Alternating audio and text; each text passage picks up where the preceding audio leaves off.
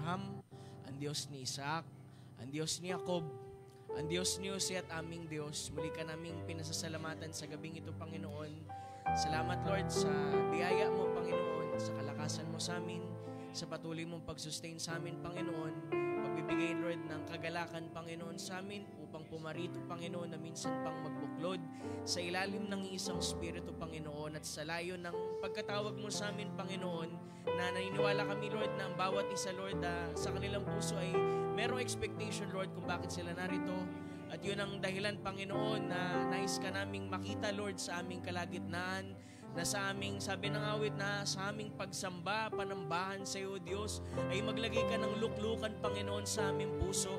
Nang sa ganun ay malaya ka, Lord, na makaupo sa aming puso, Panginoon. Maghari, Lord, sa aming buhay. Maghari sa amin sa gabing ito, Panginoon. Nang yung banal na presensya, Panginoon, ay samahan kami, Lord, sa dakong ito. Na nalalaman mo, Lord, na isang gawain, Panginoon, ay in vain, Lord, kung wala ka. Kaya, Lord, aming iniimbitahan ka, Lord, sa gabing ito, Panginoon. Hindi ang sinumang tao, O Diyos, kundi Ikaw, O Diyos, ang banal mong Espiritu Santo, Panginoon, na siyang tunay na mga aliw sa amin, Panginoon. Nakadarama, Panginoon, sa lahat po ng aming kasakitan, lahat ng aming damdamin, Panginoon. Alam mo ito, O Diyos, walang natatago sa iyo sa gabing ito. Na sa aming paglapit, Lord, alam mo, Lord, kung ano ang laman ng aming puso. At nawa, Lord, ay tugunin mo kami, Panginoon, sa iyong mga salita.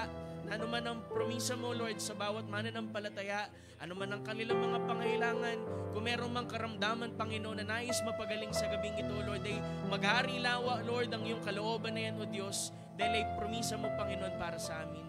Pray, Lord, may you bless us, bless the word, Lord. Anoint mo ang iyong preacher, Lord, na walang magagawa malibang kilusin mo ng iyong inspirasyon.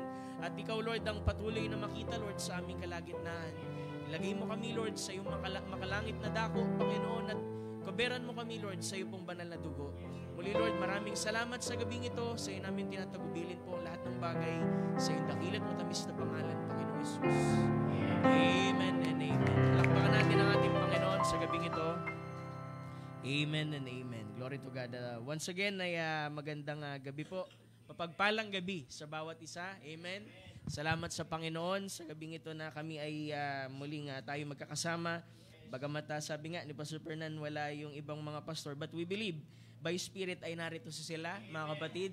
At walang maikli sa kamay ng ating Panginoon na tayo'y kayang abutin ng Panginoon sa gabing ito. Amen. Lahat ng may mga pangailangan, amen, ilagak nyo lang ang inyong panampalataya, ang inyong puso't isip sa gabing ito. At ang Diyos ay mangusap sa atin, mga kapatid. Sa di pagtatagal, mga kapatid, inanyahan kong bawat isa na magbukas ng kanya-kanya mga Bible app o Biblia. At dito po tayo tutungo sa aklat po ng Lucas, Book of Luke, chapter 15, verse 8 to 10. Amen. Kung nahanap na natin, Book ng Luke, chapter 15, sabi sa English, either what woman having 10 pieces of silver, if she lose one piece, doth not light the candle and sweep the house and seek diligently till she find it? 9. And when she had found it, she calleth her friends and her neighbors together, saying, Rejoice with me, for I have found the piece which I had lost. 10. Likewise, I say unto you, there is joy in the presence of the angels of God over one sinner that repented. Hallelujah. Sa pang scripture, mga kapatid, 2 Corinthians chapter 13, verse 5. Kalawang Korinto, kabanata 13, versikulo 5. Sabi dyan ay, examine yourselves whether ye be in the faith. Prove your own selves. Know ye not your own selves how that Jesus Christ in you, except ye be reprobates.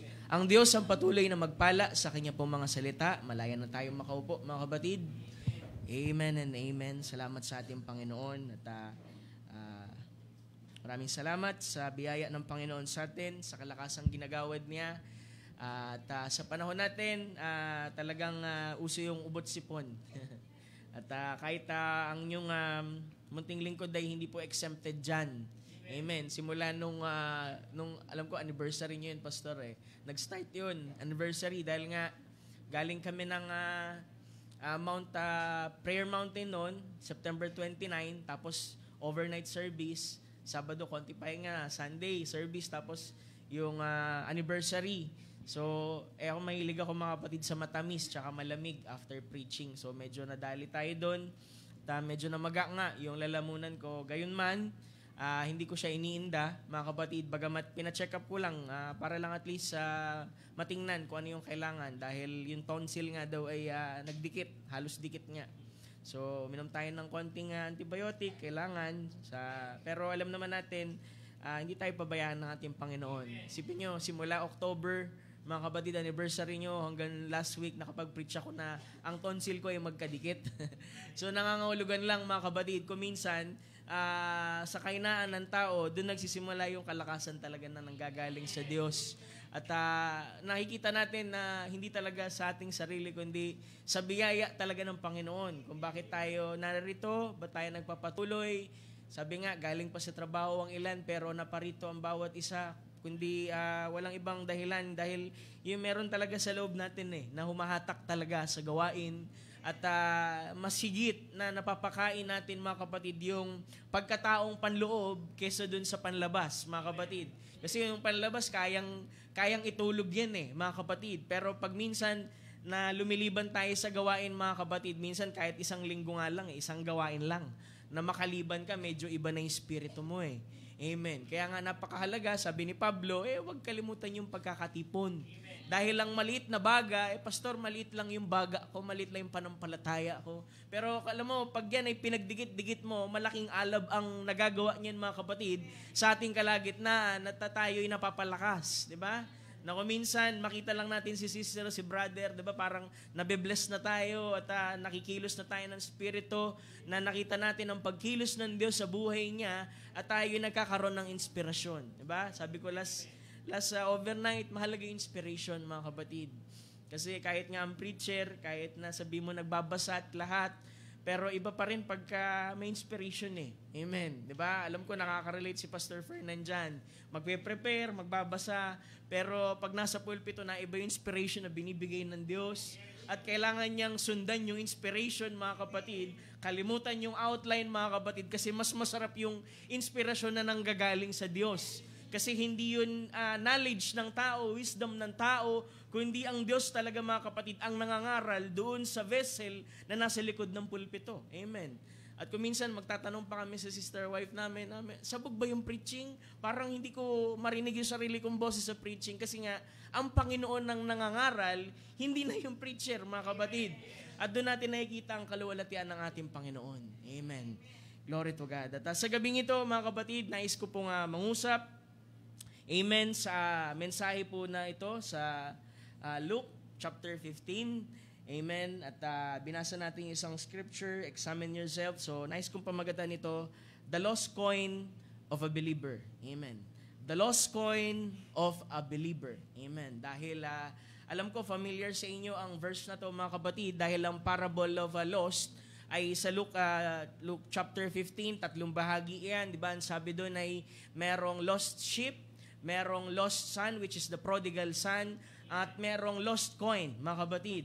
Na lahat naman yan mga kapatid ay nangusap mga kapatid, kung titingnan mo yung pinakatema mga kapatid ay laging nandoon sa pagkilala sa iyong sarili mga kapatid, kasi kung maalala ninyo doon sa bahagi ng prodigal son ay nung kinuha niya yung kanyang mana mga kapatid, dumating siya sa punto ng buhay niya na na-recognize niya ang sarili niya, kalagayan at yung kanya talagang estado bago siya nakarating dun sa kalugmok-lugmok na kalagayan mga kapatid, at napagkilala niya ang kanyang sarili, di ba? Ang believer mga kapatid hindi rin exempted kung minsan dadapuan ng yun nga sinatawag nating spiritual na amnesia. Nakakalimutan natin kung minsan mga kapatid na tayo'y anak ng Diyos. Merong spirito na nanahan sa atin na mas higit mga kapatid kaysa yung nandoon mga kapatid sa sanlibutan. At kung minsan mga kapatid, pag hindi natin yun napapansin mga kapatid, parang ang pakiramdam natin ay talunan tayo, mahina tayo, malungkot tayo, lugmok tayo, nasa ilalim tayo lagi ng juniper tree. Amen. 'Di ba? Parang depressed ka at lahat at pero mga kapatid, itong lost, mga kapatid, alam mo, kung tutusin, minsan pinapermit ng Lord, minsan may mawala, mga kapatid, kasi masigit yung i-restore ng ating Panginoon. At kailangan natin ma-recognize, mga kapatid, na sa takbuhin ibinigay sa atin ng ating Panginoon, ay makatakbo tayo, mga kapatid, ng ayon sa kung ano yung inilakip ng Diyos sa atin. Kasi yung parable, mga kapatid, ng 10 pieces of silver, diba, himayin natin yan, mga kapatid, para ma-appreciate natin. Kasi yung dalawang parable, mga kapatid, appreciated na natin yun. Diba, yung parable of lost sheep. Diba, iiwan yung 99 para dun sa isa, mga kapatid. Diba, hindi natin pwedeng maging question yun sa isang pastol na ba't yan nagawang iwan yung 99 para dun sa isa. Diba? Pero kasi mga kapatid, ang kalagayan ng 99, mga kapatid, nandoon na sa loob ng kawan. Pero merong isang nawawala, mga kapatid, na kailangan niya, mga kapatid, na kunin pabalik at ilagay doon sa kawan, mga kapatid. Kasi bilang isang pastol, mga kapatid, ay pananagutan niya yun, mga kapatid, doon sa kanyang pinaka great shepherd, di ba? Kung mapapansin niyo, mga kapatid, ang Biblia, pag nangusap, mga kapatid, sa pastor o pastol, mga kapatid, meron tinatawag na great shepherd. Mga kapatid, walang iba kundi ang ating Panginoong Jesucristo at siya'y kumuha, mga kapatid, ng mga shepherd, mga kapatid, na tagapangalaga dun sa kanyang mga tupa. Na kung tutusin, hindi naman niya talaga yung tupa, kundi tupa yun ng great shepherd, mga kapatid. Ginawa lang siyang steward o katiwala, mga kapatid, para ingatan yung mga tupa. Pero sa kabilang bahagi, kung babasahin niyo yung scripture patungkol dyan, ay merong tinatawag na hireling. Yung hireling, mga kapatid, ay upahan lang. Ibig sabihin, isang gampanin din na parang pastol din, pero upahan lang siya. Wala siyang sariling damdamin para sa isang tupa, mga kapatid. At ang after niya lang, mga kapatid, yung upa sa kanya, mga kapatid. Pero ang sabi ng scripture, mga kapatid, Jeremiah, I will give you a pastor after thine own heart. My own heart. Na magkakandili sa inyo, mga kapatid, at magtuturo sa inyo, mga kapatid, ng kaalaman at sa salita ng ating Panginoon. At syempre, walang pastol, mga kapatid, na nagnanais na, alam mo yun, merong isang makawala, di ba? Hanggat maaari, hahabulin niya yun. At ang pamaraan doon, mga kapatid, sa isang kawan ng tupa, alam niyo ba, walang pinto, mga kapatid, yung pintuan nila doon? Dahil ang nagsisilbing pintuan doon, mga kapatid, ay yung mismong shepherd, na nakalagay doon sa pintuan, mga kapatid, doon sa parang hamba, para walang makalabas na tupa. Di ba, sabi ng ating Panginoon, I am the door, at walang makakapasok, mga kapatid, doon sa kawan, maliban muna na dumaan, mga kapatid, doon sa pinto, sa ating Panginoong Jesucristo. Na kahit sa atin bilang isang tupa, mga kapatid, ay walang ipapahintulot ang ating Panginoong Jesucristo sa buhay ng mga mananampalataya, mga kapatid, malibang dumaan muna yan sa ating Panginoon. So lahat ng pinipermit ng ating Panginoon ay ayon pa rin lagi sa kanyang sakdal na kalooban, mga kapatid, na gumagawa para sa ating ikabubuti. Pero kung minsan talaga, mga kapatid, ang sabi ng scripture, out of the 100 sheep, mga kapatid, meron talagang gustong umalis. At nakakaawa nga lang kasi, mga kapatid, ang kalagayan ng isang sheep ay wala talaga siyang kakayahang ipagtanggol ang kanyang sarili, i-guide ang kanyang sarili. Sabi pa nga ng mensahe, mga kapatid, ang pinaka-helpless na animal, mga kapatid, ay yung sheep. Kasi pag siya'y umalis dun sa kawan, dun sa pulutong ng mga tupa, mga kapatid, hindi niya alam kung paano bumalik. Maliban na ang Diyos, mga kapatid, ba, ganyan din ang believer, kung minsan, pag tayo'y nalayo, parang hindi natin alam paano tayo babalik. Pero merong gagamitin ng Diyos, mga kapatid, para mailagay tayo ng tama, maibalik tayo, mga kapatid, sa kawan ng Diyos, upang nang sa ganun, mga kapatid, mailagay tayo ng ligtas. Hallelujah! Kaya susuungin talaga, mga kapatid, ng pastol, kahit isa lang yun. Diba, pastor, may 99 naman, pabayaan niya na yung isa. Actually, mga kapatid, mahalaga yun kahit isa lang yun. Ang isang kaluluwa, mga kapatid, ay katumbas ng 10,000 worlds. Kaya ganun na lamang, mga kapatid, ang pag-ihip ng isang pastol, mga kapatid, sa likod ng pulpit. Kasi kailangan niyang tawagin, kunin yung atensyon ng tupa, mga kapatid, kasi walang ibang gawin niya kundi gano'n lang gagawin niyan eh. Nandun lang siya at kahit pa sigawan siya at lahat, mga kapatid, kuminsan ayaw niyang kumilos. Mga kapatid, kung gusto niya minsan yung kinakarga siya niya ng kanyang sariling pastol, nang sabi, mga kapatid, ang pinaka matibay na bahagi na katawan ng isang lalaki yung kanyang balikat. Nasabi, sa demonyo nga, ang ginamit ng Panginoong Jesucristo, yung daliri niya lang eh. Diba? Sabi niya, Satan, get thee behind. Diba? Pero dun sa mga tupa, mga kapatid, ay kinukuha niya yung tupa at nilalagay niya sa likod ng kanyang balikat, mga kapatid, pinaka strongest part ng kanyang bahagi, mga kapatid, kasi mahalaga yung tupa, mga kapatid. Hallelujah. Kaya yung parable of lost sheep, mga kapatid, alam natin, repentance, pagbabalik, mga kapatid, dahil hindi rin tayo maipoposisyon ng tama, mga kapatid, hanggat hindi tayo maibalik, mga kapatid, sa katawan ng ating Panginoon. Hallelujah. Maalala ko, mga kapatid, nung wala pa ako sa mensahe niyan, mga kapatid, na-invite ako sa, alam ko, nakwento ko na to sa Methodista, mga kapatid. Yun yung pinaka first experience ko, mga kapatid, na maranasan talaga yung presence ng ating Panginoon. Kasi nung time na yan, talagang kung makikilala niyo siguro ako dati, mga kapatid, na ewan ko mga kapatid, kung magugustuhan niyo ako, dahil talagang ibang-iba ako dati, mga kapatid, na hindi mo ako makakausap, at ang buhay ko, mga kapatid, uminog lang sa pagsasayaw. Simula kinder hanggang college, bago ako makonvert, mga kapatid, puro pagsasayaw, mga kapatid.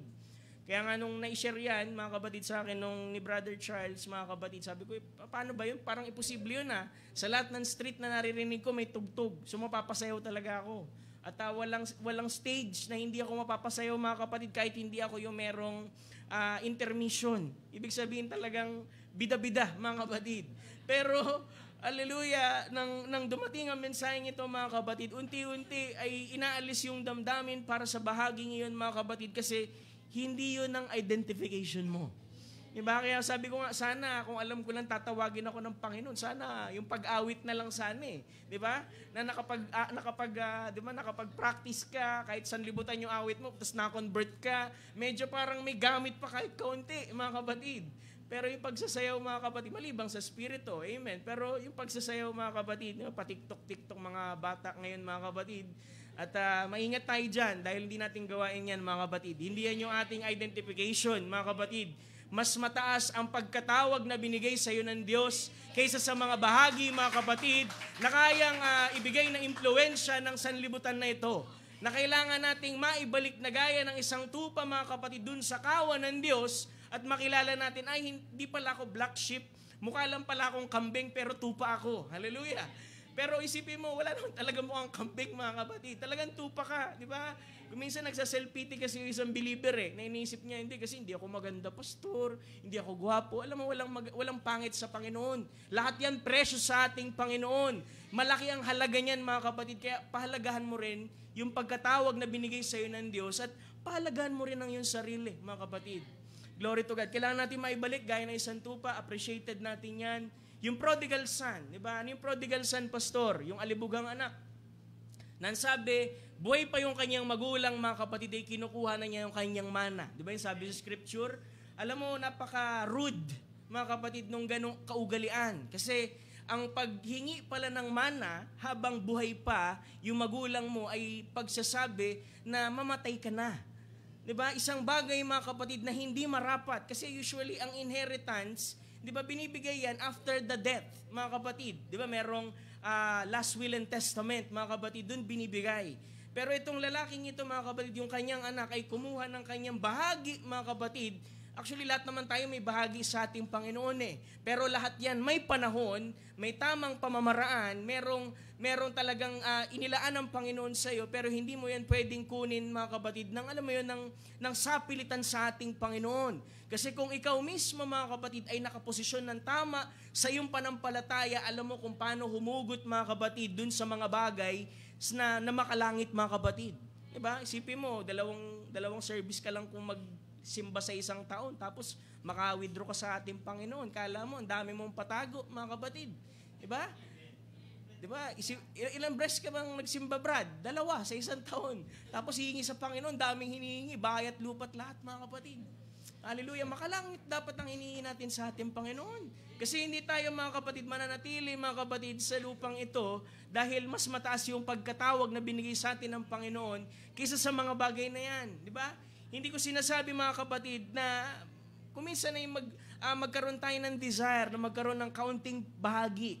Pero, mga kapatid, kung lumalabas na tayo sa kalooban ng Diyos, kung napapabayaan na natin yung gawain para sa Panginoon, Kung napapabayaan na natin yung ating paglilingkod sa ating Panginoon, merong mali, mga kapatid.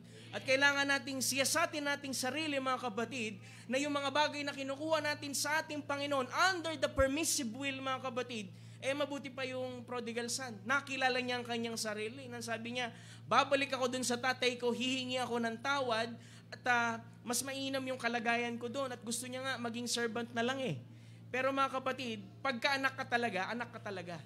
Hindi pwedeng alisin ng anumang pagkukulang, pagkakamali ang pagiging anak mo. Pero hindi ibig sabihin nun, hindi ka itutuwid ng ating Panginoon. Kailangan kanyang ituwid. Pero ang bisig niya ay bukas sa iyo kung ikaw ay lalapit pabalik sa Kanya. Nang sabi doon, tumatakbo pa lang ng kalahati, mga kapatid, yung binatang lalaki ay nandoon yung tatay para salubungin, mga kapatid, yung kanyang anak. Kasi napaka-imposible na babalik yung batang iyon, maliban talaga na na-recognize niya sa kanyang sarili, nandun siya sa kalagayan, mga kapatid, na lost. Mga kapatid, di ba kinuha niya yung kanyang ari-ari, yung kanyang mana, nilustay niya. At nung merong dumating, mga kapatid, na circumstance sa buhay niya at nawala na lahat, pati mga, di ba, mga kaibigan, mga kapatid, pumili kayo ng kakaibiganin ninyo. Hallelujah. Kasi hindi lahat, mga kapatid, kaibigan, mga kapatid, hanggang sa dulo ng buhay mo. Kasi merong ibang kaibigan, mga kapatid, nandyan lang pag masaya, pag happy-happy, mga kapatid, pagka may pera ka lang. Pero pagka wala na't lahat at nandun ka sa pagsubok, wala kang masumpungan kahit isa. Maliban sa ating Panginoon. Hallelujah. Mga kapatid, na siyang nakakaalam sa lahat ng ating mga dalahin, kabigatan. Diba? Sabi doon ay, what a friend we have in Jesus. Hallelujah. Na siya lamang yung tanging nakakaintindi sa atin na hindi ka huhusgahan, mga kapatid. At papakinggan, mga kapatid, ang laman ng puso mo, mga kapatid. At mauunawaan ka. At yung binata, mga kapatid, ay bumalik sa kanyang tatay at binigyan, mga kapatid, ng bagong yung robe, saka yung singsing. Di ba? Isang pagtitipo lamang yan, mga kapatid, sa banal na Espiritu Santo. Di ba? Anong ibig mong sabihin, Pastor Ian? Yung totoong nagsisi, mga kapatid, totoong nagsisi sa kanyang pagkakamali, mga kapatid, imposibleng hindi yan bigyan ng selyo ng ating Panginoon. Kasi yung robe of righteousness, pati yung singsing, na tipo, mga kapatid, ng ownership o rulership, mga kapatid, ito may tipo sa Holy Ghost, mga kapatid, na kaya nga sinasabi sa scripture, mga kapatid, diba? Repent and be baptized in the name of the Lord Jesus Christ, and you shall receive the gift of the Holy Ghost, mga kapatid. Kasi imposible na talagang totoo tayo nagsisi sa ating puso at hindi tayo bigyan ng tanda. Kasi meron at merong tanda, mga kapatid, ang isang mananampalataya. Diba? Ano bang pinagkaiba, pastor, ng mananampalataya sa mananampalataya? May biro niyan eh. Yung mananampalataya, faithful. Yung mananampalataya, palataya daw ng loto, mga kapatid. Mananampalataya. Wala tayong ganyan, mga kapatid, ha? Ang ating kayamanan, mga kapatid, hindi sa bagay ng material. Diba? Kung minsan nagbibiroan kami ni Sister Glay eh. Kasi may loto sa amin dun eh. Bibiroan tumaya na ako. Tumatawa lang ako, mga kapatid, kasi alam ko ang Panginoon, meron siyang paraan kung paano ka pagpapalain. Amen? Diba? Na ang bawat church, dumadaan yan sa trials, sa proseso at lahat. Pero ang Panginoon, hindi naman niya kakalimutan lahat ng pagpapagal. Amen? Kaya nga ako, na-inspired din ako sa church na to. Alam ko yung history, diba? Sa baba, mga kapatid, kalagayan nyo doon. Pero tingnan nyo naman, mga kapatid, na ang Panginoon ay hindi kinalimutan ng inyong mga panalangin araw at gabi sa panahon na, 'di ba? Sinasabi ng iyong pastor, 'di ba? Ginabi-gabi niyo yung panalangin, mga kapatid, sa ating Panginoon hanggang sa tinugon. 'Di ba? Para bang si Jacob, mga kapatid, na hindi binitawan ng ating Panginoong Jesucristo, mga kapatid, sa anyo ng anghel, malibang siya'y pagpalain, mga kapatid. At ganun din tayo, mga kapatid, kung minsan pagka merong mga ngaral sa ating kalagitnaan ay patuloy kayong humawak sa inyong panampalataya dun sa nangangaral, mga kapatid, at huwag niyong bibitawan hanggat hindi niyo makuha, mga kapatid, yung pagpapala na nais niyo, mga kapatid, sa gabing nakikinig kayo, mga kapatid, sa pangangaral na yun. At tingnan na natin, mga kapatid, yung ikatlong bahagi, mga kapatid, the parable of the lost coin, mga kapatid. Ano ba yan, Pastor Ian? Amen. Dahil yung parable of lost coin, mga kapatid, yan po ay, sabi nga, diba, 10 silver coins, mga kapatid. At ano bang kahalagahan yan, Pastor Ian? Sa panahon noon, mga kapatid, oriental, ay pagka kinakasal ang isang babae, mga kapatid, wala pa silang singsing noon, ay meron silang tinatawag, mga kapatid, na band o yung hairdress mga kapatid, na ito inilalagay sa ulo mga kapatid ng babae at yun ay merong 10 silver coin. At yung 10 silver coin mga kapatid ay kailangan pong ingatan yan nung taong pinakasalan. Amen, di ba? Kaya niniwala ko mga kapatid na ang nobya ni Kristo sa huling panahon ay binigyan ng Diyos ng isang bagay na dapat niya pong ingatan. At ito'y kailangan niyang ingatan mga kapatid hanggang sa pagbabalik ng ating Panginoong Jesucristo. Amen. Kung mapapansin niyo mga kapatid, kinote ko yung Luke chapter 15.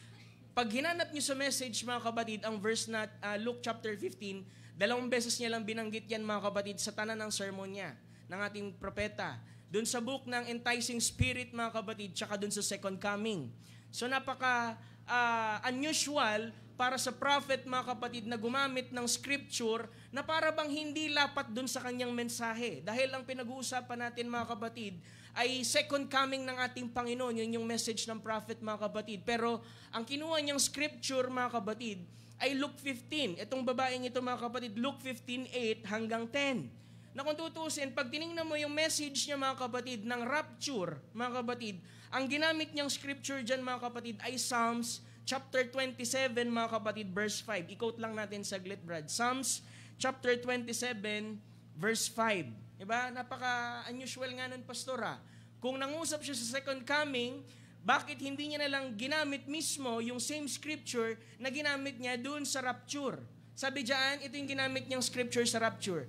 For in the time of trouble, He shall hide me in His pavilion, in the secret of His tabernacle shall He hide me, He shall set me upon a rock. Ibig sabihin lang dyan ay pag-iingat kasi merong isang bagay na parating mga kapatid at kailangan hugutin ng Diyos ang kanyang nobya mga kapatid bago hatulan mga kapatid ang mundong ito, yung tribulation na tinatawag. Pero bakit sa pangungusap sa second coming mga kapatid, bakit Luke 15 ang ginamit ng ating propeta para bigyan diin ng ikalawang pagbabalik ng ating Panginoon?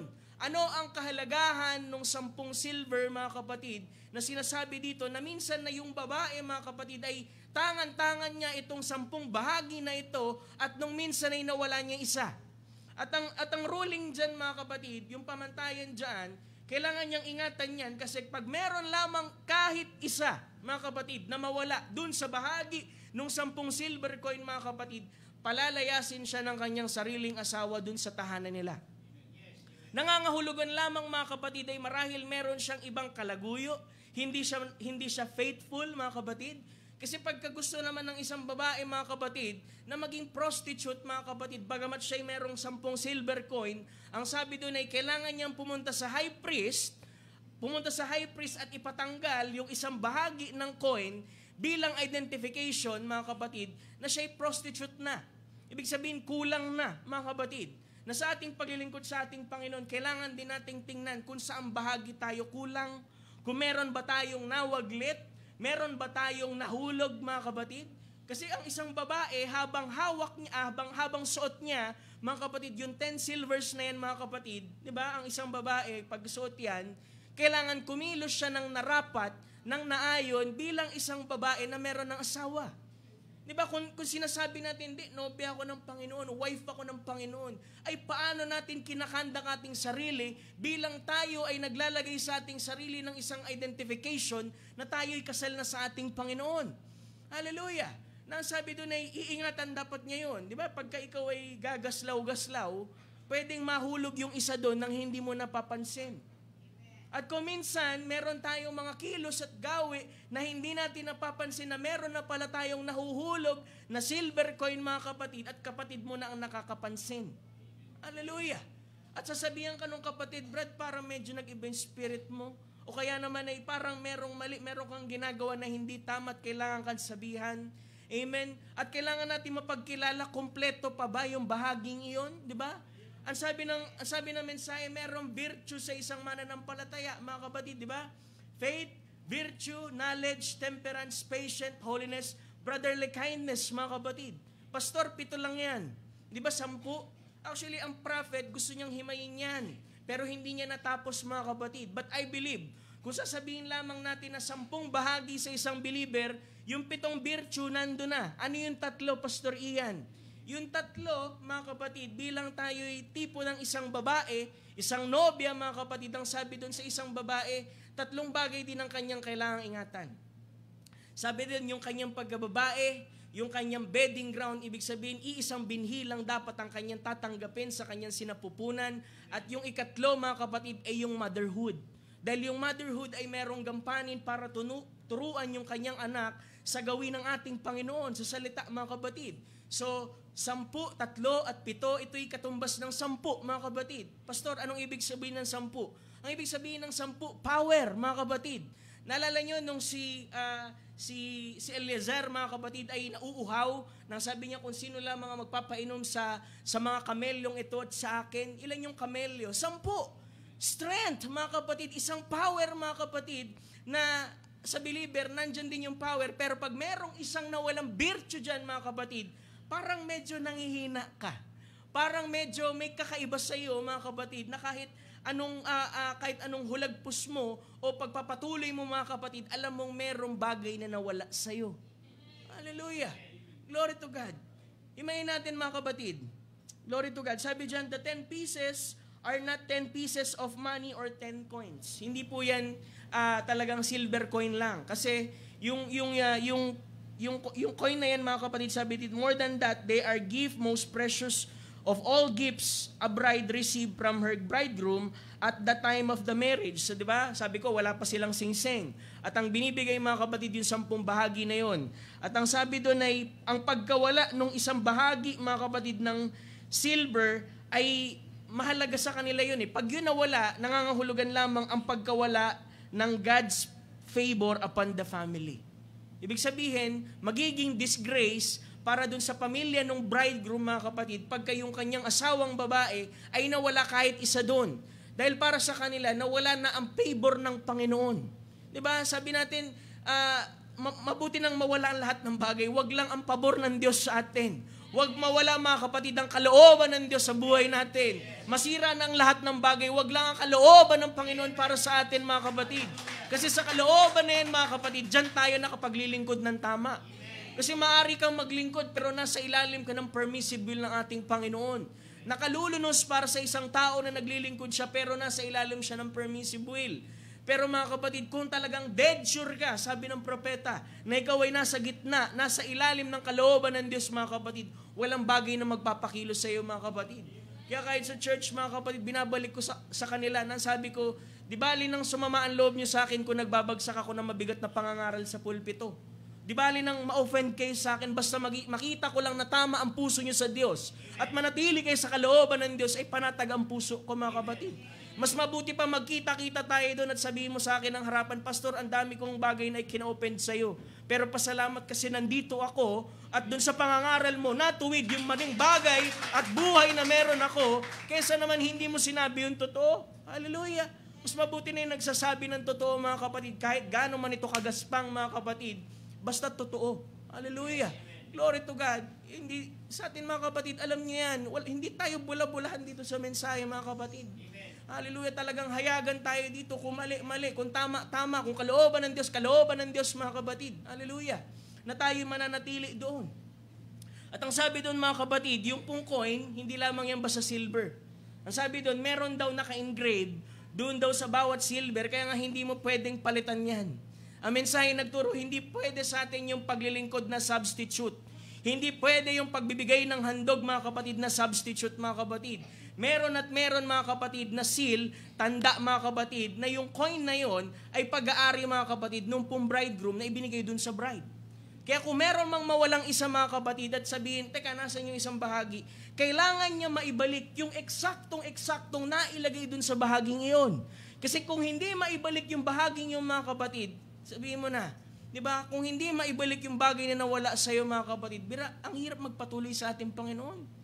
Pag nawala yung kagalakan sa puso mo, pag nawala yung init ng panampalataya mo, pag nawala, mga kapatid, yung dating init mo sa ating Panginoon, hallelujah, parang ang lamig mo na sa isang gawain, wala na lang sa iyo ang pangangaral, wala na sa iyo ang pag-awit, mga kapatid, wala nang dating sa iyo. Pero, mga kapatid, kung nakikita natin sa ating puso at kinukonvict tayo ng ating Panginoon na kailangan natin dumating sa isang kalagayan na siyasatin natin ating sarili, ay ating siyasatin ng ating sarili. Hindi sinabi doon na siyasatin mo si brother. Siyasatin mo si sister. Gampanin ng pastor yan sa pangangaral, mga kapatid. Siyasatin mo ngayong sarili, mga kapatid. Di ba sabi sa scripture kanina?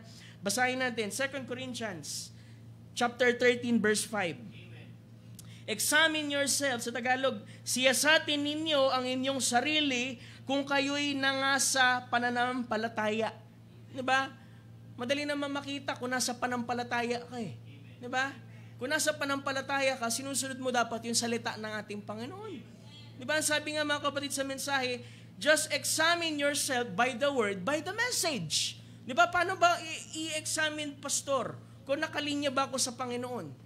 Actually, ang prophet din nagsabi, kung ang salita ng Diyos ay nasa sayo ang Diyos, mga kapatid. Na kung ang salita niya, yung kanyang representation, mga kapatid, ay nasa sayo, mga kapatid, ibig sabihin, nandiyan ang ating Panginoon. Kaya nga hindi mo pwedeng i-bypass yung word eh. Nasabi mo, hindi, nasa puso ko naman, pastor. Ang Diyos naman tumitingin sa puso, pastor. Puno ng saging may puso eh. Hallelujah. Diba? Nasabi, hindi, pastor, sa puso tumitingin ang Diyos. Oo nga, sa puso nga. Tama naman yun. Kasi nasa scripture eh. Nung papahiran sana ni Samuel, mga kapatid, si Eliab, kung daw nagkamali. Sabi niya, siguro ito na talaga kasi makisig, maganda. Pero sabi niya, huwag kang tumingin sa panlabas dahil ang Diyos ay tumitingin ng lampas doon.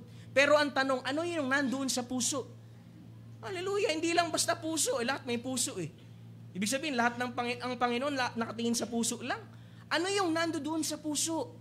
Di ba sabi ng scripture, itinatago ko ang iyong salita upang ako'y hindi magkasala. Di ba? Ibig sabihin, kailangan ng word, ang Panginoon ay nandoon sa puso, mga kapatid. Dahil siya mismo ay sumasalamin dun sa kanyang sarili at pag nakita niya ang kanyang sarili, mga kapatid, dun sa puso, dun lamang siya malulugod. Pero kung wala ang ating Panginoon doon, mga kapatid, kahit pa sabihin mong ang Diyos naman tumitingin sa puso, hindi siya malulugod doon, mga kapatid.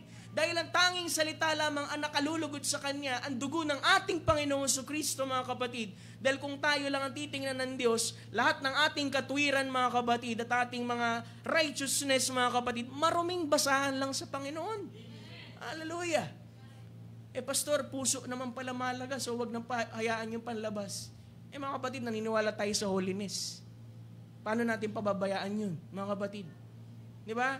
Ang message ng Luther, mga kapatid, sa pamamagitan ng panampalataya, justification, itinuro sa kanila, kahit na anong mangyari, kahinaan nila bilang tao, righteous sila sa ating Panginoon. Pero nung dumating ang mensahe, mga kapatid, ito'y ipinalalim at binuksan ng propeta, mga kapatid, na ang justification message ay hindi lamang pagsasabi na ang isang tao ay matuwid, kundi sinasabi, you have never done it in the first place because you are justified. Tinitingnan ka ng Diyos na para bang hindi mo yan ginawa. Mas mataas, mga kapatid. Paano naman, pastor, yung holiness? Yung holiness, kaakibat ng panampalataya ay nagbibihis sila, mga kapatid, ng merong modesty. Maayos, mga kapatid, pero hindi huminto doon. Nang dumating ang propeta, mga kapatid, at daanan ang mensahe, mga kapatid, ng holiness, ang sabi niya, ang holiness, mga kapatid, ay hindi lamang doon sa outward appearance, mga kapatid, kundi doon sa loob, mga kapatid. Hallelujah! Na hindi natin pababayaan, mga kapatid, yung loob, tsaka yung labas. Kasi yung coin, mga kapatid, ang sabi, yung coin na silver, mga kapatid, meron yan tatak sa likod, tsaka doon sa harap. Na yung sign na yun, mga kapatid, ay sign na nanggaling dun sa pamilya ng ating lalaki. Di ba ang Holy Ghost? Ang Panginoon lang kayang magbigay niyan. Walang preacher na kayang magbigay sa inyo ng Holy Ghost. Kung kayo mismo ay hindi sumasampalataya dun sa pinangangaral ng isang mangangaral, mga kapatid, hindi nyo makukuha ang Holy Ghost, mga kapatid. Pero kung merong nag-aamin na panampalataya, yan ay uugpungan ng Diyos, mga kapatid, ng kanyang bautismo ng Espiritu Santo at ikay siselyuhan, mga kapatid, hanggang sa araw ng iyong katapusan. Kasi pinag-uusapan natin ay coming ng ating Panginoon. Anong kinalaman yan, pastor? Hallelujah. Daanan pa natin ng konti, mga kapatid. Sabi dyan, naka-engrave, mga kapatid, yung tinatawag na insignia, mga kapatid, dun sa family. Kasi, mga kapatid, pa ikaw ay sinilang sa ating Panginoon, talagang pamilya ka ng Panginoon. Amen. Hindi ka ipinanganak sa church. Ika'y ipinanganak, mga kapatid, sa Espiritu ng ating Panginoon at ika'y bahagi, mga kapatid, ng kanyang pamilya. We are God's family, mga kapatid. At dala-dala mo, mga kapatid, yung tanda na yon na ikaw ay bahagi sa ating Panginoon. At yung bahagi na yon ay hindi mo palitan ng anumang kahit na anong halaga. Diba? ang paglilingkod sa ating Panginoon, hindi mo kayang bayaran yan ng kahit na anong halaga. Mga kapatid, diba? Hindi mo pwedeng sulsulan ng tao, mga kapatid. Kasi yan, pag yan, merong binhi ng Diyos, maglilingkod at maglilingkod yan. Kahit anong kalagay, kahit magdildil ng asin yan, mga kapatid, at siya na lang mag-isa, mga kapatid, maglilingkod at maglilingkod yan sa Panginoon. Dahil mas mataimtim, mga kapatid, yung conviction ng Holy Ghost sa kanya, mga kapatid. Dahil alam niya kung paano siya tumatayo sa ating Panginoon. Diba, hindi nangangahulugan dito, mga kapatid, dahil lang dumadaan tayo sa mga mahihirap na pagkakataon na para bang ayaw na natin, napapabalikwas tayo at napapasabi ng hindi magandang bagay. Pero mga kapatid, lagi nating tingnan, ang pag-ibig ng Diyos ay nandoon sa pagkapili. At sa pagkapili ay merong layunin ng Diyos. At dun sa layunin, mga kapatid, lagi tayong lilinya dun sa layunin ng Diyos, mga kapatid. Dahil pag tayo'y nailagay, mga kapatid, sa kalooban ng Diyos, amen, dun lang natin malulugod ang ating Panginoon. Diyan sabi doon, doing the will of the Lord at His command. Kung ano lang sinabi ng ating Panginoon na nais mo. Kaya, bilib ako kay Micaiah, mga kapatid, na kahit ilang prophets, mga kapatid, yung nandun sa paligid niya, sinasabi, ganito sabihin mo ha, kasi yung pinropesay namin, ganito rin eh. Pero sabi niya, ang sasabihin ko lang yung sinabi ng Panginoon. Kahit na sinampal siya, mga kapatid, at lahat, mga kapatid, mananatili siyang sasabihin kung ano lang ang sinabi ng ating Panginoon. At sana ganun din, mga kapatid, ang conviction ng faith natin, na kahit pa yung mga, di ba, Pastor, naglilingkod naman ako ng tapat, pero parang hindi ko makita yung blessing ng Lord. Tingnan natin, baka meron tayong bahagi na nalaglag. Hindi natin pwedeng sabihin, di Pastor, may siyam pa naman ako. Pero ang nare-require ng Diyos, mga kapatid, 10.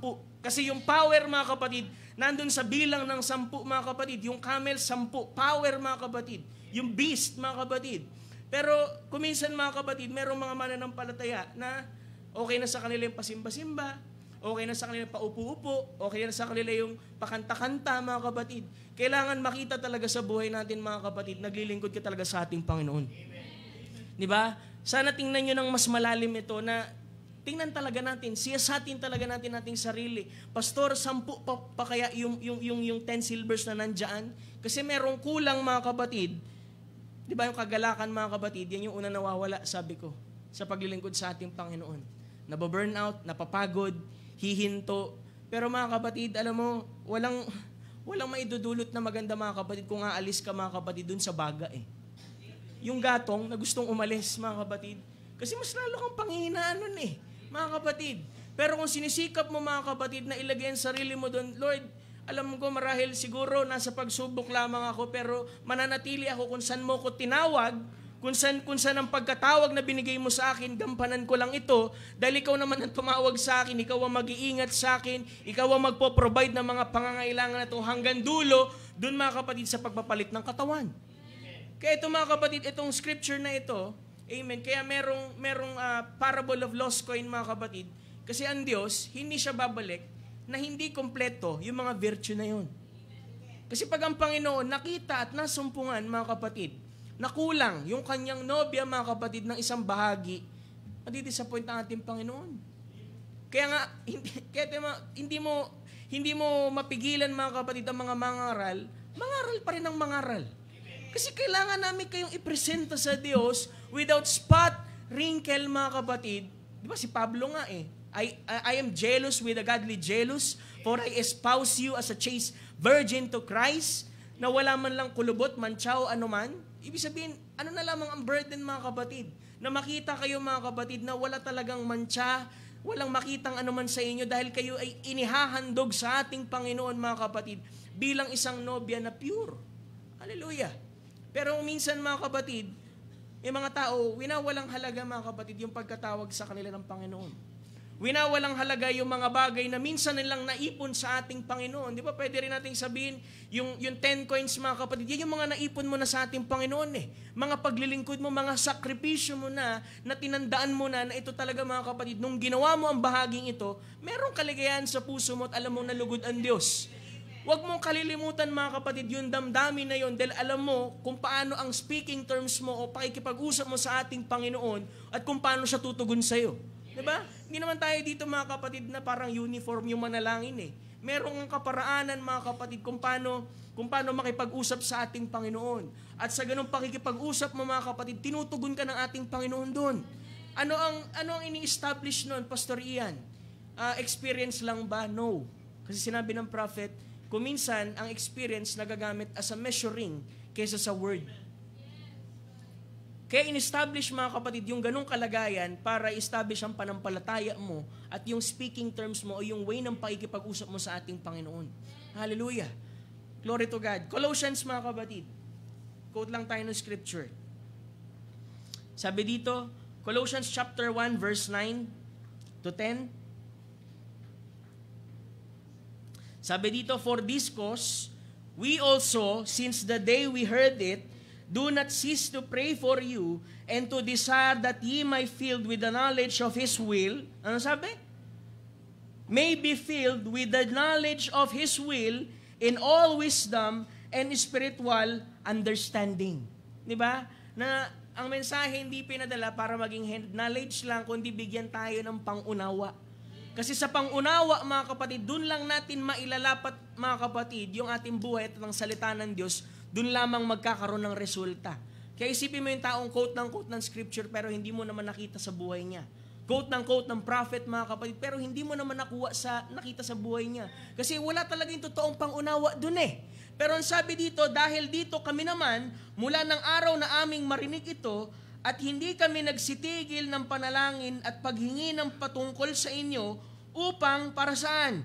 Upang kayo'y puspusin ng kaalaman ng kanyang kalooban sa buong karunungan at pagkaunawa ayon sa Espiritu. Amen. 10. Upang kayo'y magsilakad ng nararapat sa Panginoon sa buong ikalulugod niya at magsipamunga sa bawat gawang mabuti at magsilago sa kaalaman ng Diyos. Diba na hindi tayo naglingkod lang na, alam mo yun, pagkalingkod mo tapos na, mga kapatid. Kailangan, pagkasuot-suot mo yan, yung 10 coins na yan, hindi lamang tuwing Sunday, hindi lamang tuwing Wednesday, hindi lamang tuwing Friday overnight, mga kapatid. Kung talagang kinasal ka sa ating Panginoon, suot-suot mo yan, anuman okasyon, mga kapatid. Kahit nasa bahay ka, kahit nasa labas ka, kahit nakatalikod si pastor at di ka nakikita, mga kapatid, dapat suot-suot mo yan. Dahil yan ang pinakatanda mo sa ating Panginoon, mga kapatid, na meron siyang babalikan, mga kapatid, dahil meron siyang iniwang bahagi ng kanyang sarili, mga kapatid, dahil hindi jewelry yun, mga kapatid, ng nobya. Bigay lang sa kanya na yun, mga kapatid, ng bridegroom. Ang Holy Ghost ay bigay lang ng Diyos sa atin, mga kapatid. At ito'y nasa atin, suot natin, iniingatan natin ang lakad natin sa ating Panginoon nang sa ganun ay walang maging katitisuran sa pangalan ng ating Panginoong Kristo. Diba, ano kung sinasabi natin, message believer tayo at lahat, mga kapatid, lumakad tayo ng ayon sa kung anong sinasabi ng salita, mga kapatid, tsaka ng mensahe. Kasi pag kumilos na tayo ng kaiba, mga kapatid, habang suot natin ito, mga kapatid, at magaslaw tayo kumilos, maaring meron ng nahuhulog dyan. Basahin natin yung scripture na yan, mga kapatid, para maunawaan natin. Sabi doon, Luke chapter 15, verse 8, balikan natin. Sabi dito, o aling babae na 10 putol ng pilak, na kung mawalan siya ng 1 putol, ay hindi baga magpapaningas ng 1 ilawan, at wawalisin ng bahay, at hahanapin ng masikap hanggang sa ito'y masumpungan niya. Nakita niyo yung order, mga kapatid? Sabi doon, pag nawala ng babae, nandun siya sa bahay, at magpapaningas siya ng 1 ilawan. Ano ba yung ilawan, mga kapatid? Psalms 119. Nang sabi, thy word is a lamp unto my feet, a light unto my path. Tanging sa paraan lamang ng salita, natin mahanap yung nawawalang bahagi na identification natin, mga kapatid, nang sa ganun pag bumalik ang ating Panginoon, makita tayong kompleto, sakdal, ganap, mga kapatid, at wala nang kulang. Nasabi doon, bubuksan niya, hahanapin niya at kukuha ng walis. Ano yung walis? Sabi ng prophet, move out your worldly trash. Inaalis, mga kapatid, ng walis na yan, mga kapatid, yung mga maduduming bahagi, kasi hanggat hindi maalis yung maduduming bahagi, hindi mo makahanap yung nawawalang bahagi na yun, mga kapatid. Nang ibig sabihin lamang, mga kapatid, you repent. Sabihin mo sa ating Panginoon, ano naging pagkukulang mo? Ano yung pagkakamali mo? Maalis, mga kapatid, yung mga, sabihin natin, yung mga sapot, yung mga maruming bahagi, nang sa ganun, makita mo, mga kapatid, yung nawawalang bahagi. Yan ang sabi dyan ay hahanaping masikap hanggang sa ito'y masumpungan niya. Sa English, mga kapatid, ang sabi, amen, ay diligent. Yung diligent, mga kapatid, kung maalala ninyo, sa book of Hebrew, di ba, yung preaching, mga kapatid, ng diligent faith approach, yung babaeng merong, tawag dito, Syrophoenician woman, mga kapatid, ay diligent na lumapit sa ating Panginoon kahit hindi niya pa panahon, kahit siya'y Gentile, mga kapatid. Ibig sabihin, nagsikap, mga kapatid. Kaya, di ba, sa buhay na ito, hindi pwede, mga kapatid, talagang magiging kampante tayo mga kapatid. Kailangan talaga pagsikapin natin with fear and trembling, mga kapatid, yung ating kaligtasan sa ating Panginoon. Hindi natin pwede sabihin na, kilala naman ako sa Panginoon. Kahit ang diablo, mga kapatid, nakikilala na meron lamang isang Panginoon Nanginginig pa, tapos ikaw hindi ka nanginginig, mga kapatid. Pa-chill-chill ka lang, mga kapatid. Hallelujah. Hindi pwedeng ganun, mga kapatid. Sabi dyan, sweep the house and seek diligently till, anong sabi? Till she find it. Hanggang sa makita niya, mga kapatid. Hallelujah, yun nawawalang bahagi. 9, mga kapatid. Sabi doon, at pagka nasumpungan niya, ay titipunin niya ang kanyang kaibigan at kapitbahay. Bakit tinitipon, pastor? Personal na bagay yan Bakit kailangan niyang tipunin yung kaibigan tsaka yung kapitbahay? Actually, yung kaibigan dyan, mga kapatid, yan yung kamananampalataya mo. Yung neighbor mo, mga kapatid, yan yung mga unbeliever. Kasi sila mismo, mga kapatid, alam din nila ang pamantayan ng salita. Kasi, mga kapatid, pag meron tayong nawalang bahagi, mga kapatid, alam mo sila yung unang nagsasabi, ganyan ba yung gawain ng mga believer? Mahirap, mga kapatid, pag sa kapitbahay pa manggaling. Mabuti pa, mga kapatid, sa sarili nating kapatid. Kasi kapatid mo yan maiintindi, mahal ka niyan Kahit sabihin mo, mga kapatid, i-rebuke ka niyan, sa dulo, magkapatid pa rin kayo Di ba? Para sa ikabubuti mo pa rin yung sinasabi. Pero ang sabi doon, titipunin niya yung kaibigan tsaka yung kapitbahay, at ang sabi ay, rejoice with me, for I have found the peace which I had lost. Kaya mahalaga, mga kapatid, yung confession Maging totoo tayo sa ating sarili. Kung meron talagang kulang, kung meron aminin natin sa ating Panginoon. Kasi hindi babalik, mga kapatid, yung kagalakan ng kaligtasan at paglilingkod sa ating Panginoon hanggat hindi tayo maging totoo sa ating sarili. Kasi, mga kapatid, alam mo dyan, pag nalaman ng kapitbahay sa Oriental countries na merong nawalan ng isang piece dun sa 10 silver, sabihin nila, ay, kawawa yung babaeng yan. Kasi pag bumalik yung asawa niyan galing doon sa trabaho, makikita na kulang siya ng isa, paalisin siya ng bahay. Kasi, mga kapatid, hindi siya naging faithful. Iisipin, mga kapatid, maaari, baka may kalaguyo siya. Kasi kung may kalaguyo siya, maaaring may kilos siya na hindi usual, mga kapatid, na ginagawa niya habang nandyan yung kanyang kasintahan. Habang nandyan yung Panginoon, mga kapatid, di ba? Sana kahit wala dyan si pastor o wala ang Panginoon, presensya ng ating Panginoon, sana ginagawa mo pa rin yung gampanin mo at suot-suot mo pa rin yung bahaging iyan. Nakatingin man o hindi, mga kapatid, naglilingkod ka sa ating Panginoon. Hindi lang basta may okasyon lang, susuot mo yan. Hindi, believer ako. Hindi, mga kapatid. Hallelujah. Kasi hindi mo alam kailan darating ang ating Panginoon, eksakto. Bagamat alam natin kung paano, hindi yan basta lihim sa atin. Pero ang sabi doon, mga kapatid, maging handa tayo sa lahat ng panahon. Hallelujah. Sabi dyan, likewise, I say unto you, there is a joy in the presence of the angels of God over one sinner that repented. Ibig sabihin, repentance, mga kapatid, yung pinaka-team. Oo nga, pastor. Pero ba't nilagay ng prophet under the second coming of Christ? Kasi sa second coming ng ating Panginoon, kailangan kompleto yung virtue. Mga kapatid, hindi niya nilagay ang fivefold ministry, mga kapatid. Hallelujah, nang walang layunin. Nilagay niya yan, mga kapatid, para panatilihin na, bumabagsak na yung bahagi, isuot mong ganito. Nalalaglag na yan, pulutin mo, ilagay mo. Meron nagpapaalala, mga kapatid, nang sa ganun, maalala natin na meron tayong hinihintay. Diba? Kung minsan, mga kapatid, pag naghihintay tayo, minsan may mga kilos tayo, mga kapatid, dahil sobrang tagal na natin naghihintay, may kilos tayo na hindi na maganda, nakakalimutan natin yung ating identification. Pero gayahin natin yung babae sa kwento ng prophet na nakita niya na naghahanap siya ng isang mapapangasawa. Di ba, alam niyo yan? Na sabi doon ay napakaraming babae sa lugar na yun. Pero ang pinili niya, mga kapatid, ay yung isang babae na napakasimple na naguhugas lamang ng pinggan. Kaya nga, mga kapatid, kung gusto talaga ng sister, mga kapatid, bigyan kayo talaga ng lalaki galing sa Panginoon, dapat marunong kayo maghugas ng pinggan. Hindi puro cellphone. Hallelujah. Di ba? Pag-usapan natin courtship. Gusto nyo? Hallelujah. Glory to God. Kasi courtship sa Panginoon din yan eh. Ang mensahe pinadala, nililigawan tayo ng ating Panginoon at habang tayo nakikinig ng mensaheng ito mga kapatid, yung pag-ibig natin mga kapatid ay lumalabas mga kapatid sa ating Panginoon at hindi na lamang tayo naglilingkod dahil sinabi ni Pastor, dahil sinabi ng Scripture, kundi merong pag-ibig na humahatak sa iyo para gawin yun dahil mahal mo mga kapatid ang ating Panginoon. At yung babaeng yun mga kapatid na simple lamang na naguhugas mga kapatid ng plato, at sabi ay, merong kakaiba sa babaeng to, nag-usap sila, mga kapatid, nung mayamang lalaki na yun, mga kapatid, sabi niya ay, babalikan kita, pakakasalan kita. Kaya sabi doon sa kwento, alam mo, salita lang yun na binigay nung lalaki. Mga kapatid, salita ito, pero salita ito ng Diyos, na ibinigay sa atin, na merong promisa, at ang resulta, mga kapatid, doon sa babaeng, sabi ay, bumili siya ng isang damit na pangkasal.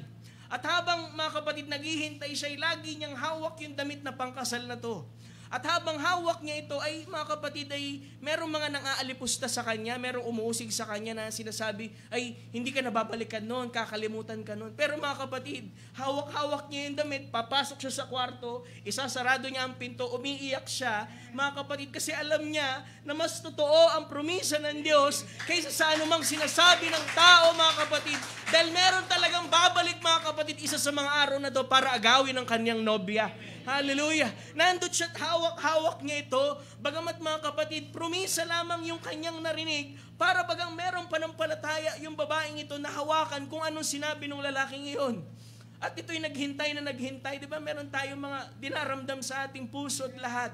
May mga experience tayo na kuminsan parang unfair sa atin. Pero hawak-hawak natin yung damit na yun kasi hindi mananatili na ang kalagayan natin mga kapatid ay nasa ganun. Meron tayong promisang hinihintay mga kapatid. Ang nais lamang ng Diyos, maging handa tayo. Tingnan natin yung 10 bahagi kung yan ba'y nakakabit. Hallelujah. Pastor, yun nga. Yun yung kahinaan ko Kuminsan talaga, Pastor, nadadapa ako, Pastor. Minsan nakukumit ko pa rin ito. Hindi ko naman talaga gusto, Pastor. Tapos sasabihin pa ng kaaway, di ba? Kahapon lang nagkamali ka. Kaya pagdating ng Sunday, hindi nagsimba. Kasi mabigat yung puso Pero alam mga kapatid, bakit mabigat yung puso? Pride. Pero kung ilalapag mo yan sa paanan ng ating Panginoon, matatanggal yung kabigatan mga kapatid. Mapapalaya ka sa pangalan ng ating Panginoong Jesucristo na kahit sabihin sa'yo, di ba nagkamali ka kahapon? Di ba nalaglag mo yung isang coin? Sabi ng kaaway sa'yo. Sabihin mo, hindi. Lumuhod ako dun sa sulok Nanalangin ako, iningi ko ng tawad sa Diyos. Ibinaba niya yung nawawalang bahagi. Inilagay niya muli sa akin at tatayo muli akong sakdal sa Panginoon. Hallelujah. Yan mga kapatid, ang kapangyarihan na binigay sa atin ng ating Panginoon sa pananampalataya na kaya maipabalik yung bahagi. Basta you repent. Maging totoo ka sa ating Panginoon. Hallelujah. Kasi kung magkukunwari ka sa sarili mo mga kapatid, hindi ka makakarating mga kapatid kung saan mo nais. Kasi hindi mananahan yung kalakasan na nanggagaling sa iyo kasi puno ka Kaya makita mo mga kapatid, madalas yung mga ginagamit ng Diyos, yung mga taong tumatakbo, ayaw, hindi gusto, ayaw ng kalooban nila kasi alam ng Diyos, fit na fit yung vessel na yon dahil hindi mag-aangkin yun ng kaluwalhatian. Doon sa kahinaan na yan mga kapatid, doon tayo nagagamit ng Diyos. Hindi doon sa ating kalakasan, mga kapatid, na kung minsan tayo mismo nagda-doubt, pero ang totoo ang Diyos, sa kalagayan natin ganun mga kapatid, doon nalulugod ang ating Diyos dahil magagamit na tayo. Pero hanggat kaya natin sa ating sarili mga kapatid, hindi tayo magagamit ng ating Panginoon. Hallelujah. Glory to God. Sabi doon, sabi pa dito mga kapatid, Amen. Sa quote ng prophet, ba? The woman was faithful but, sabi doon ay, bago ako mag-quote, sabi doon, di ba yung woman mga kapatid, faithful naman siya pero nawala lang yung coin kasi nga, mali yung conduct niya. Actually, hinamay ko nga yan sa church Di ba? Paano ba nawawala yung coin? Ano bang possible reason, Pastor? Yung ating conduct, kung paano natin ikinikilos sa ating sarili. Diba? Kung minsan pagka kumikilos tayo mga kapatid ng hindi naayon sa salita mga kapatid, hindi mo napapansin na lalaglagan ka na ng piraso ng pilak na yun. O kaya mga kapatid, pagka meron tayong mga attitude, diba? attitude yarn, mga kapatid. Hallelujah. Na mananampalataya, hindi ma-attitude, hindi ma-arte, mga kapatid. Diba? Kaya ang Diyos pumili, simpleng tao lang eh. Gamit ang kanyang simpleng salitang pinahiran para dun sa mga simpleng tao, mga kapatid. At ito mga kapatid, yung babae na faithful naman siya, kaya lang nawala yung coin. Kaya kailangan siyasatin natin lagi ating sarili. Nasa panampalataya pa ba tayo? Nananatili pa ba tayo sa kalooban ng Diyos? Kailangan natin ihingi sa Panginoon mga kapatid. Sabi niya dito, sa enticing spirit, amen, sabi niya sa paragraph 36, and the last Wednesday night, sabi niya, and last Wednesday night, I was preaching on the woman that had a tablet over her head. Yung coin hair dress or tablet, iisa lang yun mga kapatid. Sa Isaiah, binanggit din yan kung di ako nagkamali. Sabi doon. Pero hindi yan, di ba? Hindi yan, dapat pala maglagay ako niyang pastor sa panahon na, hindi na. Sing-sing na lang mga kapatid. Pero dapat kasal ka, syempre. Hindi ko pwede maglagay niya ng hindi ka kasal mga kapatid sa kamay mo. She lost one of her pieces of coin, sweeping the house and trying to find it before her husband come, bago dumating ang ating Panginoong Jesucristo. And come to find out that the woman was an Oriental type woman and represented the church. Actually, diyan, pag nakita mo small, pero dun sa table, mga kapatid, capital. So, yung bride ang tinutukoy diyan. And a wedding band din yung tawag doon, used not to be wore on finger. It was across the head, 9 pieces of silver it, pero 10 yon, sabi ng prophet dyan. 9 lang nabanggit niya. When a woman become a prostitute, they took out 1 pieces of silver and show that she was a prostitute. Di ba? Ibig sabihin mga kapatid, hindi na naging tapat. Pag nawalan na ng isa dyan mga kapatid, iba na rin magiging conduct mo, iba na rin ang spirit mo.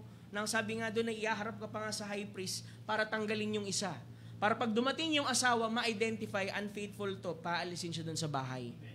Kaya nga yung babae, faithful naman siya, dun sa Luke 15, ang nobya, mga kapatid, dun sa 15, faithful siya, kaya nga lang nalaglag niya isang bagi. Hindi natin mababasa dyan na nalaglag niya sa labas kasi nandun siya sa loob ng bahay dahil merong walis. Hinanap niya, nagpailaw siya sa pamamagitan ng salita, nilinis niya yung mga bahagi sa buhay niya, confession and repentance, mga kapatid, hanggang sa mahanap niya yung nawawalang bahagi, mga kapatid. Sabi diyan, they took out 1 pieces of silver and showed that she was a prostitute. And so this woman had lost one of the pieces, not a prostitute. O, diba? Sabi niya, hindi prostitute yun doon sa Luke 15. But her husband had been away, and she was trying to hurry to find that piece, to put it back in her tablet, kasi merong mga paglalagyan yan, for when her husband come, he would know that she had been caught in prostitution, and it would mean a breaking up a home, so forth.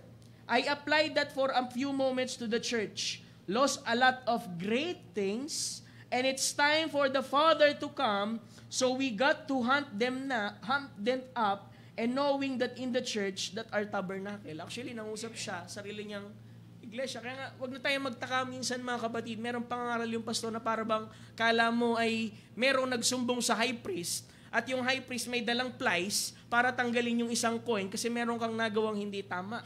Ang Holy Ghost, mga kapatid, ang nagbigay ng inspiration para sabihin ng mga bagay na yun, mga kapatid, para right there, mga kapatid, nang marinig mo, doon palang mag-repent ka, mga kapatid. At maibalik muli sa iyo ng Diyos, mga kapatid, yung bagay na nawala. Hallelujah. Glory to God.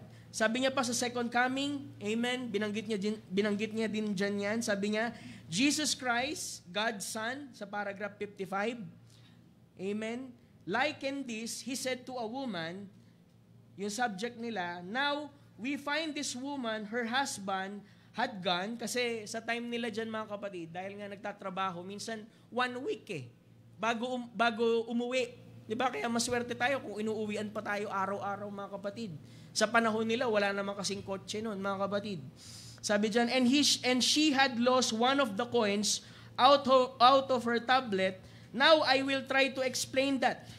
Today, if a woman is married, she should wear a wedding ring as a sign that she's married. That's to keep other men from having anything to do with her. They look and they see she's a married woman. Diba? Pagka nakita mga kapatid, ng isang babaeng kasal at merong singsing, syempre mga kapatid, yung mga lalaki, ay, kasal na yan, lalayo. Alam mo, hindi mo gampanin na paalisin yung masasamang spirito at lahat. Ang kailangan mo, maikasal sa ating Panginoon, sa kanyang salita, nang sa ganon ibigay niya ang kanyang tanda sa iyo mga kapatid, at yung tandang yun ang mag-iingat sa iyo hanggang sa pagbabalik ng ating Panginoong Jesucristo. In those days, they didn't have a wedding ring. They had a tablet, they call it tablet. They put it on their head. It had 10 coins, and it went around their head, and that's a sign that they were married woman, and no man was to fool with them, no boys was to flirt with them. They are married. Eh kung talagang kasal tayo sa ating Panginoon, hindi tayo makikipag-flirt sa sanlibutan. Yung mga bagay ng sanlibutan, mga kapatid. Each one of those coins, sabi niya dyan, if we have one time, sabi niya dyan, I could tell you what each one of those coins meant. It was placed there, and each coin meant a certain virtue of that woman.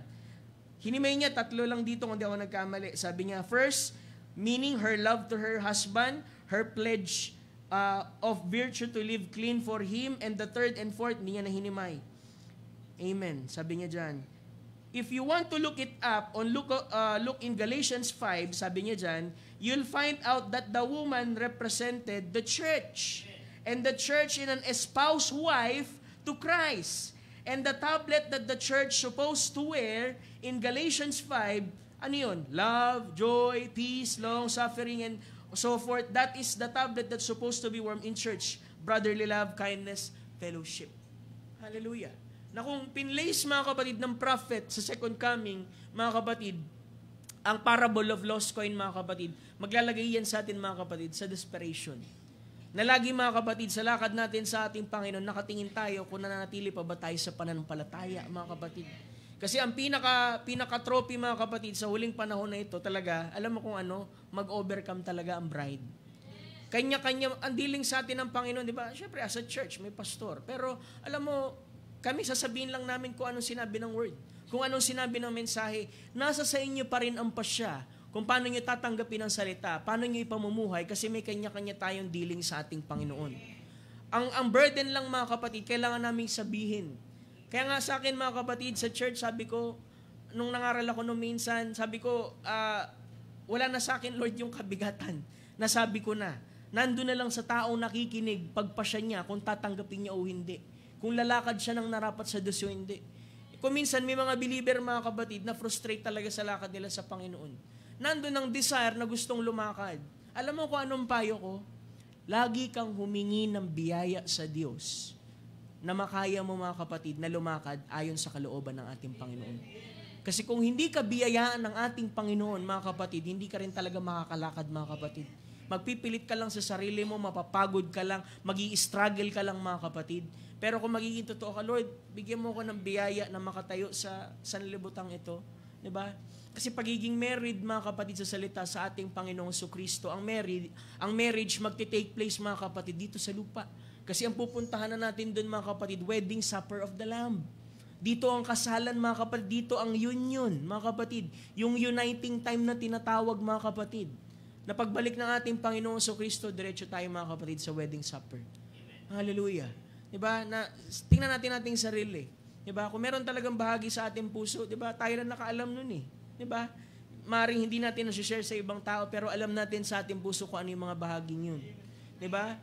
Kung yung gawin natin, yung pag-iisip natin, mostly, ito mga kapatid, ang pag-iisip ng believer, dito talaga mga kapatid. Kung hindi mo i-fill into mga kapatid ng salita ng ating Panginoon, talaga maraming i-inject dyan ng kaaway. Diba? Pastor, di ko naman gusto na isipin yung mga negatibong bahagi. Alam mo, hindi mo mapipigilan mga kapatid na meron talaga mga negatibong bagay dyan. Pero ang sinabi ng propeta, kung sinasabi ng kaaway mga kapatid, na hindi ka Kristiyano, sabi ng prophet, take the vice versa of it. Sabi mo, hindi, Kristiyano ako. Maliit ang pananampalataya, hindi, malaki ang pananampalataya ko. As long as mga kapatid, gagawin mo yung ganung bagay kung lumalakad ka ng ayon sa salita ng Diyos. Kasi kaya mong i-claim mga kapatid. Pero kung hindi tayo lumalakad doon mga kapatid, humingi tayo ng biyaya sa ating Panginoon. Kasi mga kapatid, hindi pwede na, alam mo yun, baka naman kung sakali, makasama ko sa rapture. Sana walang ganyang pag-iisip, mga kapatid. Baka sakali lang. Suntok sa hangin, mga kapatid. Kailangan sigurado ka. Kailangan reveal sa iyo, mga kapatid. Kung sa panahon na ito, mga kapatid, hindi ka pa rin kumbinsido, mga kapatid, na bahagi ka ng pag-agaw, mga kapatid, ihingi mo ng biyaya sa ating Panginoon. Diba? Kung meron nawawalang bahagi dyan, yung lost coin, mga kapatid, hingi mo sa ating Panginoon. Kasi yung scripture na yan, mga kapatid, pag bumalik ang ating Panginoon, dapat makita niya, suot-suot mo pa rin yung virtue na yan. Kaya nga ang fivefold ministry, hindi pa rin, bagamat mga kapatid, ang fivefold ministry, tao, vessel, mga kapatid, patuloy pa rin nangangaral, patuloy pa rin natuturo, mga kapatid. Kasi kung wala na, mga kapatid, ang Panginoon, pagkilos sa bahaging yun, mga kapatid, hindi talaga tayo mapapasakdal, mga kapatid. Ang ibig sabihin ng sakdal, maging mature, mga kapatid. Mature sa salita ng ating Panginoon. Hallelujah. Glory to God. At mahalaga, mga kapatid, yung sinasabi na marriage nga, sabi ko kanina, di ba, kung pag-usapan natin courtship, mga kapatid, sa time ng Israel, di ba, ang circumcision sa lalaki lang. Kaya nga, sabi doon, pagka yung mga anak nilang babae ay nananatili doon sa tahanan ng kanilang tatay na merong covenant ng circumcision, nasa pag-iingat sila, mga kapatid, nung tipan, nung covenant. Pero mga kapatid, merong sinabi sa Leviticus, di ba kung pag-usapan natin yung courtship nga, sabi doon ay, pagka yung lalaki daw ay nag-vow, mga kapatid, yung katumbas kasi ng vow, mga kapatid, ay betrothed, o yung tinatawag na engagement. Kasi pag binasa mo yung quote ng prophet, sabi niya doon, pagka merong nangako sa iyo na ikay pakakasalan, at ito'y tinanggap ng babae, mga kapatid, yun ay good as married na sila, mga kapatid. Kaya nga maingat tayo doon, mga kapatid, na magbitaw ka ng isang bagay. Pero sabi sa Leviticus, kasi doon naman kinuha ng prophet yun, mga kapatid, kung ang isang babae o isang lalaki sa labas at sinabi nung lalaki, pakakasalan kita, tapos narinig nung tatay, nung babae, at sinabi nung babae ay tinatanggap ko yung vow mo, ibig sabihin kasi ng betrothed, si engagement, mga kapatid. Pero narinig nung tatay, nang sabi, hindi pwede, hindi ko pinapayagan yan. So yung vow, sabi sa Leviticus, ay hindi po binding. Ibig sabihin, pinawawalang bisa ito ng ating Panginoon. Kasi, I believe, predestination, mga kapatid, meron talagang nakatalaga para sa iyo. Kaya nga, sa mga kabataan, huwag kayong magmamadali. Ihiling nyo talaga sa ating Panginoon. Kung sino talaga yung tadyang mo, mga kapatid. Kasi pag naglapat ka dyan, mga kapatid, nang hindi talaga tadyang mo, mga kapatid, mahirap. Puro struggle, mga kapatid. Kasi mas mabuti nang naghihintay ka ng matagal na nasa kalooban ka ng Diyos kaysa nasasaktan ka, mga kapatid, nalabas ka sa kalooban ng ating Panginoon. Hallelujah. Kasi hindi biro ang pag-aasawa. Hindi biro yung pagkakaroon ng nobya. Dahil responsibility yun, mga kapatid. Hallelujah. Kasi patungo na yan, mga kapatid, sa marriage. At merong iiwan sa kanya yung vow, mga kapatid. Gaya nung dun sa yung ring, mga kapatid. Hallelujah. Kasi ang Panginoon, mga kapatid, ito lang ang iniwan niya sa atin salita lang talaga, nababalikan niya tayo. At sana, sa puso natin, fresh pa din yan. Kasi sa iba, mga kapatid, sinasabi, lipas na, wala na. Kasi wala na yung pag-ibig nila sa Panginoon Pero para dun sa mga pinagpahayagan, mga kapatid, na tangan-tangan at hawak-hawak pa rin, mga kapatid, yung 10 bahagi, alam nila, mga kapatid, nababalik talaga ang ating Panginoong Jesucristo. Kaya sa atin, mga kapatid, kung merong bahagi, mga kapatid, na nalaglag, repent mo sa ating Panginoon, ihingi mo sa ating Panginoon, bigyan ka ng biyaya, mga kapatid, at ibalik sa iyo yung bahagi na yun. Diba? Sa simpleng pagbabahagi na to, mga kapatid, marahil ay nagbigay sa atin ng kaunting kalakasan, mga kapatid, at ang Diyos ang patuloy na magpala sa inyo. Amen. Ano pa man ang bahagi na maibigay sa inyo ng mahal na pastor, ay patuloy natin pakinggan at purihin ang Panginoon sa gabing ito. Marahil ito lamang, mga kapatid, ayon sa paghatak ng iyong panampalataya, at ang Diyos ang lagi mapasalamatan, mga kapatid, sa ating mga pagtitipon. Muli, tayo po ay tatayo. Pasalamat lang tayo sa ating Panginoon. Amen. Thank you, Jesus. Dear Lord Jesus, once again, Lord, maraming salamat, Panginoon, sa pagkakataong muli na binigay mo sa amin upang kami, Lord, ay magkatipon minsan pa, Panginoon, sa iyong mga salita. Nawa ang mga bahaging ito, Lord, ay makapagbigay ng kalakasan, Panginoon, sa bawat isa na amin, Lord, mapagkilala ang aming sarili, Lord, na, Panginoon, sadyang kulang kami, Panginoon, bilang tao. But Lord, papasalamat kami, merong biyaya, Lord, na lagi nakaalalay sa amin, Panginoon, at dinadala kami sa katotohanan ng salita upang, Lord, kami ay gawing sakdal, Panginoon, na sa pagbabalik mo, Panginoon, ay masumpungan mo yung 10 piraso yun, Panginoon, at makita mo, Lord, na kami ay naging tapat, Panginoon, na naglilingkod sa iyo. Lord, tulungan mo kami, Lord, sa lahat po ng aming mga pakibaka. Kung meron man kami, Panginoon, ng mga pagkukulang, meron kami na walang bahagi, patawarin mo kami, Lord. Ibalik mo sa amin ang bahaging ito, Lord, sa amin pong tablet, Lord. At ikaw, O Diyos, ang patuloy na kumilos, Panginoon, sa aming buhay. Dalangin ko rin, Lord, ang mga may karamdaman, Panginoon, sa dakong ito. Ikaw, Panginoon, ang patuloy, O Diyos, na kumilos, Lord, sa aming kalagitnaan at pawiin, Panginoon, ang mga karamdamang ito sa pangalan ng Panginoong Hesus. At ito ipasuba mo, Lord, sa dagat po ng pagkalimot. Muli, Lord, marami pong salamat, Lord. Ikaw ang mapurihan at pasalamatan sa gabing ito. Maraming salamat, Lord. Lahat po ng ito'y aming binabalik sa iyo, kasama ng papurit pasalamat sa iyong dakilat matamis na pangalan, Panginoong Hesus. Amen. Amen. God bless you, Pastor Fernan. Amen.